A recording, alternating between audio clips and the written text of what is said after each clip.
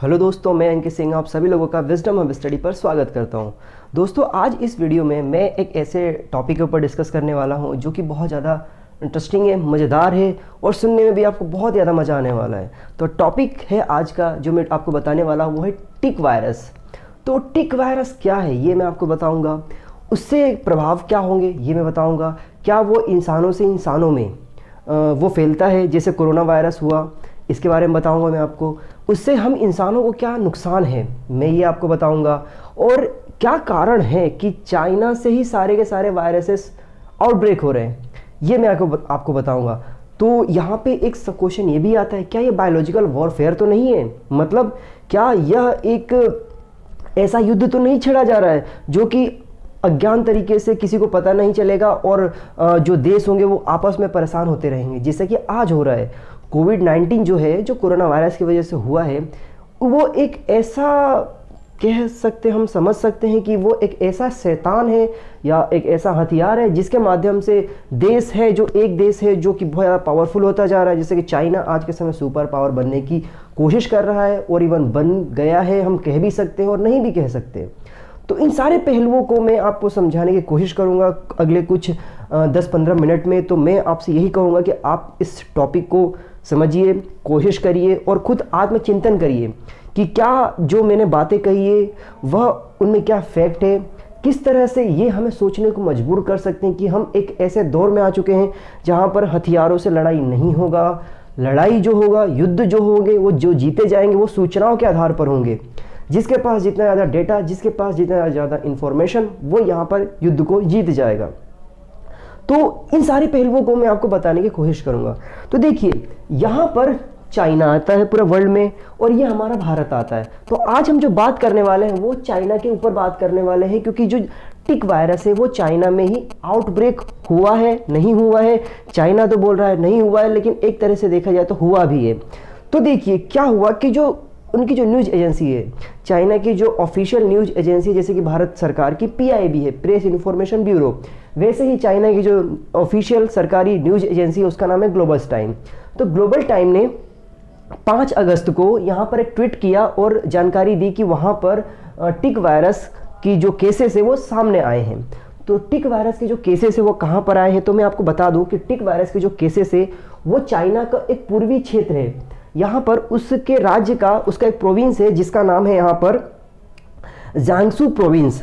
तो जांगसू प्रोविंस का जो उसका कैपिटल है वो है नैनकिंग। आपने नैनकिंग मैसेकर सुना होगा, इतिहास में है, वो बहुत एक क्रूल इवेंट माना जाता है। तो यहाँ पर नैनकिंग में एक वो महिला थी, उस महिला को इस तरीके के सिम्टम्स थे, उस सिम्टम्स को लेकर के वो हॉस्पिटल में ट्रीटमेंट करवाने गई और वो हो गई सही, उसमें कोई प्रॉब्लम नहीं रहा, वो सही हो गई। लेकिन जब उसको इसकी जांच की गई तो जांच करने के बाद पता चला कि उसमें जो सिम्टम है वो एक विशेष प्रकार के सिम्टम हैं, और वो विशेष प्रकार के सिम्टम जो हैं वो ना तो कोविड से मिल रहे थे और ना ही इससे पहले जो आपने अन्य प्रकार के अफ्रीकन स्वाइन फ्लू सुना होगा, हंटा वायरस सुना होगा, उससे भी नहीं मैच कर रहे थे। इवन स्वाइन फ्लू से भी मैच नहीं कर रहे थे। तो इसकी स्टडी की गई, इसके जो पूरा DNA टेस्टिंग किया गया, उसके बाद पता चला कि ये अलग प्रकार का वायरस है जो कि टिक वायरस है। तो ये तो इसकी पूरी जानकारी हो गई। अब यहाँ पर डर ये है कि वो महिला तो ठीक हो गई ट्रीटमेंट के बाद, लेकिन वो महिला कितने लोगों के संपर्क में आई होगी, अब उनका आइडेंटिफिकेशन कर पाना मुश्किल है। तो फिर इसके बाद क्या हुआ कि अभी फिर से एक छोटा सा और आउटब्रेक हुआ वहाँ पर, उसमें 7 लोगों की मृत्यु हो गई ट्रीटमेंट करते समय, और यहाँ पर जो ग्लोबल टाइम्स है उसके रिपोर्ट के आधार पर 60 लोग उससे इन्फेक्टेड पाए गए हैं। तो ये जो है ये पूरा मेनली पूरा का पूरा चाइना में ये इंसिडेंट हुआ है। अब मैं आपको बताता हूँ कि चाइना में इतने सारे आउटब्रेक कैसे हो जाते हैं। तो देखिए क्या है कि चाइना में सबसे पहले 1956 में एशियन स्वाइन फ्लू हुआ था। तो एशियन स्वाइन फ्लू कहें या फिर एशियन फ्लू कहें, ये एक ऐसा आउटब्रेक था, एक ऐसा पैंडेमिक बन गया था ये, जिसकी वजह से पूरे विश्व भर में लगभग 10 से लेकर के 4 मिलियन लोग यहाँ पर मृत्यु उनको प्राप्त हो गई थी, मतलब वो मर गए थे। मतलब 10 लाख से लेकर के 40 लाख लोग जो थे एशियन फ्लू की वजह से उनकी डेथ हो गई थी। ये एक ऑफिशियल डेटा है, और इसके बाद भी चाइना तो बहुत हम सबको पता है कि वो डेटा बहुत कम बताता है। तो यहाँ पर जो फैला था वो पूरे विश्व में फैला, और उस पूरे विश्व में फैलने की वजह से लगभग 10 से लेकर के 40 लाख लोगों की मृत्यु हो गई थी। फिर इसके बाद क्या हुआ कि जो सार्स जो था SARS, ये आउटब्रेक हुआ था 2002 में, तो उसकी वजह से यहाँ पे 8000 से ज़्यादा लोगों की मृत्यु हुई थी। ये भी चाइना से ही आउटब्रेक हुआ था। फिर इसके बाद जो अभी इससे पहले देखेंगे तो H7N9 नाम का एक वायरस आउटब्रेक हुआ था। इसकी वजह से भी लगभग 1200 लोगों की मृत्यु इसकी वजह से हो गई थी। तो ये 3 वायरसेस हुए। फिर इसके बाद कोविड है, जिसको तो हम सब परेशान हैं, आप भी हैं, मैं भी हूँ, पूरी दुनिया परेशान है इससे। टिल नाउ डेट, जब मैं ये वीडियो बना रहा हूँ आप लोगों के लिए 8 अगस्त को, तब तक यहाँ पर जो पूरे विश्व भर में 7 लाख से ज़्यादा लोग इसकी वजह से चपेट में आ चुके हैं, उनकी मृत्यु हो चुकी है। और उससे प्रभावित लोगों की संख्या तो आप देख सकते हैं, दिल्ली देख रहा हूँ, मैं आपको वो नहीं बताऊंगा। इंडिया में जरूर, जिस दिन मैं रिकॉर्डिंग कर रहा हूँ, इंडिया में 20 लाख केसेस हो चुके हैं, तो 7 लाख लोग इससे प्रभावित हैं। इससे भी पहले आप देखेंगे तो स्वाइन फ्लू हुआ था, और स्वाइन फ्लू से पहले अभी रिसेंट में एक और स्वाइन फ्लू हुआ था, जिसको हम G4E4 H1N1 फ्लू वायरस उसका नाम दिया गया था। तो ये जो था स्वाइन फ्लू का एक म्यूटेंट फॉर्म था, जिसका अभी तक वैक्सीन नहीं पाया गया है, नहीं बना है।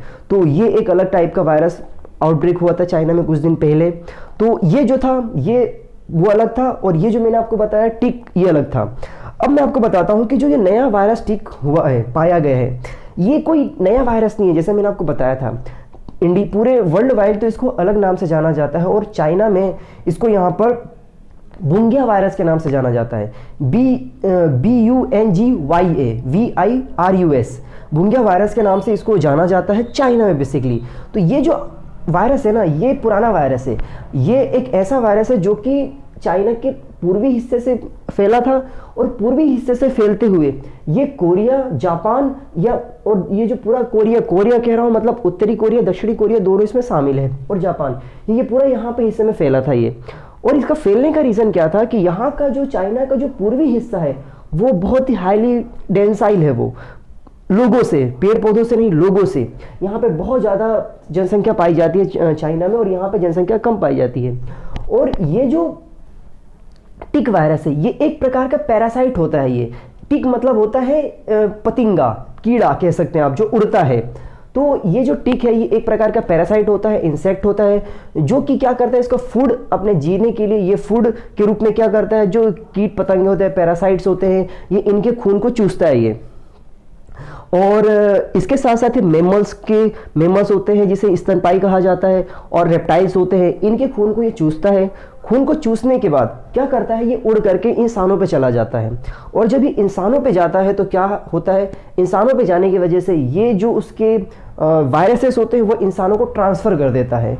और जब इंसानों से ट्रांसफ़र होने के बाद ये इस प्रकार का वायरस है कि ये इंसानों से इंसानों में भी ट्रांसमिट कर देता है ये।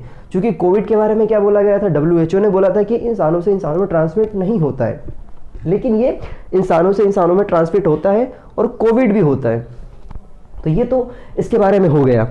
इसके साथ साथ मैं आपको और बता दूं कि ये जो टिक वायरस है, इसको यहाँ पर नोवेल टिक वायरस बोला भी गया है। तो नोवेल दैट मीन्स क्या होता है, मैं आपको स्पष्ट कर दूं। जैसे कि आज हम नोवेल कोरोना वायरस बोलते हैं, तो नोवेल कोरोना वायरस क्या है? देखिए, कोरोना वायरस एक पूरी फैमिली है, एक पूरा ग्रुप है, उसमें बहुत सारे वायरसेस आ जाते हैं। जब इंडिया में आउटब्रेक हुआ था कोविड, तो बहुत सारे लोगों ने दावा करने लगे थे, बहुत सारे किताबों के पन्ने बताने लगे थे कि कोरोना वायरस है। इवन हमारे इंडिया में क्या होता है कि जिसको थोड़ी बहुत भी जानकारी हो जाती है तो बहुत अपने आप को बताने की कोशिश करता है। तो सेम उसी समय ये सब सारी चीज़ें हो रही थी। तो नोवेल मतलब होता है कि एक नए प्रकार का वायरस। कोरोना वायरस में भी ये एक नया वायरस है, इसलिए इसको नोवेल दिया गया है। नोवेल मतलब एक विशेष प्रकार का वायरस, एक नया वायरस खोजा गया है, इसी वजह से उसके सामने नोवेल लगा दिया जाता है। तो जो टिक वायरस है, इसके आगे भी एक नोवेल लगा दिया गया है, मतलब इसको नाम दिया गया है। ऑफिशियली देखा जाए तो नोवेल बुंगिया वायरस, न्यू बुंगिया वायरस इसको नाम दिया गया है चाइना के द्वारा।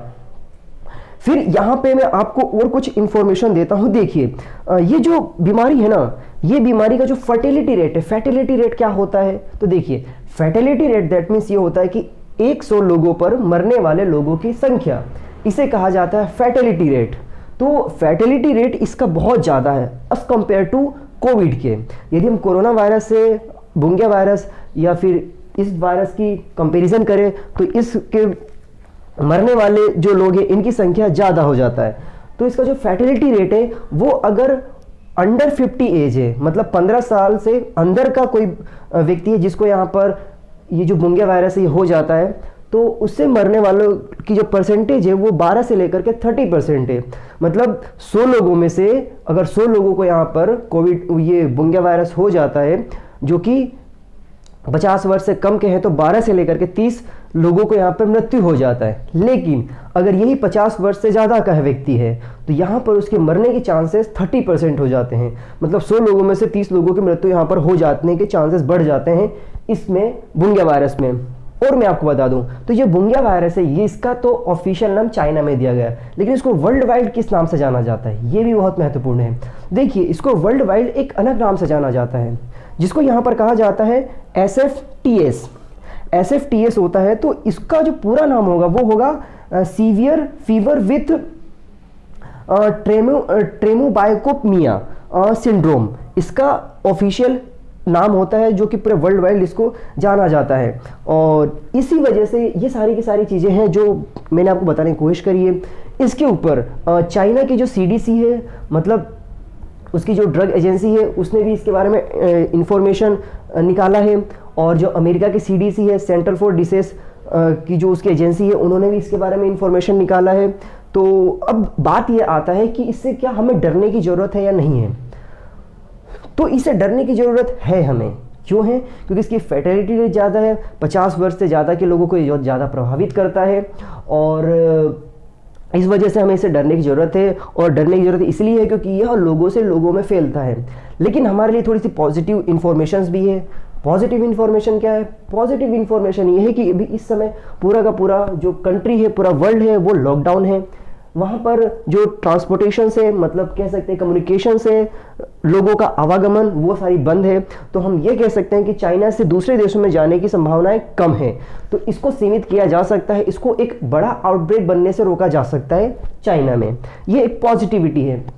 फिर अब सवाल ये आता है कि इससे प्रभावित क्या होता है, क्या क्या बीमारियां हो जाती है, इसके सिम्टम्स क्या हैं। तो देखिए, इसके अगर सिम्टम के बारे में अगर मैं आपको बताना चाहूँ तो सिम्टम इसका ये है कि फीवर हो जाता है जो कि कोविड में भी होता है। इसके बाद डायरिया हो जाता है, मतलब पेट खराब होना हो जाता है। फिर इसके बाद मल्टीपल ऑर्गन्स में जो वो है स्वेलिंग हो जाता है, फीवर हो जाता है उसके मल्टीपल ऑर्गन्स में। इसके साथ साथ ल्यूकेमिया हो जाता है। ल्यूकेमिया हो जाता है, मे भी इसका प्रोनाउंसिएशन मैं थोड़ा अलग कर रहा हूँ क्योंकि मैं मेडिकल बैकग्राउंड से नहीं आता हूँ। तो ल्यूकेमिया हो जाता है। फिर इसके साथ साथ इसका लो प्लेटलेट्स हो जाता है बॉडी में, मतलब ब्लड में लो प्लेटलेट्स हो जाता है। इसके साथ साथ फिर लो ब्लड, जो वाइट ब्लड सेल्स है उनमें भी लो हो जाता है, वो भी कम हो जाता है। और बॉडी में जब वाइट ब्लड सेल्स की मात्रा कम हो जाती है तो हमारे शरीर में जो रोग से लड़ने वाले जो सेल्स होते हैं वो कमज़ोर हो जाते हैं। तो ये सारे के सारे इसके सिम्टम्स हैं जो कि हमें फील कराते हैं और इंसान की अल्टीमेटली क्या हो जाती है, डेथ हो जाती है। तो ये सारा का सारा मैंने आपको बताने की कोशिश किया कि टिक वायरस क्या है। तो आई होप, मुझे उम्मीद है कि मैंने जो भी इन्फॉर्मेशन आपको दिया पूरा जोड़ करके रिलेट करके वो आपको बहुत अच्छे से समझ में आया होगा। मैं आप लोगों से बस ये कहना चाहूँगा कि अगर आप इस वीडियो को यूट्यूब पर देख रहे हैं तो लोगों के साथ शेयर करिए, और फेसबुक पर देख रहे हैं तो पेज को लाइक कर लीजिए ताकि आपके पास अपडेटेड इन्फॉर्मेशन आती रहे। और मैं आपसे एक चीज़ और बोलना चाहूँगा कि आप इन वीडियोस को देखने के बाद लोगों के साथ ज़रूर शेयर करें, क्योंकि ये ऐसे वीडियोस हैं जो कि अवेयर करते हैं आपको आने वाले फ्यूचर के लिए, ताकि आपको अगर पता चल जाए तो आप इस तरीके की मिस्टेक्स ना करें, आप सुरक्षित रहें। आप अगर सो रहे हैं तो बाकायदा मच्छरदानी का यूज़ करिए। मॉस्किटोज़ जो होते हैं उनसे बचने के लिए पूरा इंतजामात करके रखिए आप, क्योंकि आज के समय, बारिश के समय क्या होता है कि छोटे मोटे कीड़े मकोड़े आकर के हमें काट लेते हैं, हम इग्नोरेंस कर लेते हैं और उसका भुगतान हमें यह होता है कि हम एक अच्छा खासी बीमारी पाल लेते हैं। तो मेरा पर्पस बस यही है आप लोगों के साथ कि आप इन सारी चीज़ों को शेयर करिए, ज़्यादा से ज़्यादा शेयर करिए ताकि लोगों के पास ये इन्फॉर्मेशन पहुँचे। तो फिर से मुलाकात होगी। Have a good day. जय हिंद, जय भारत।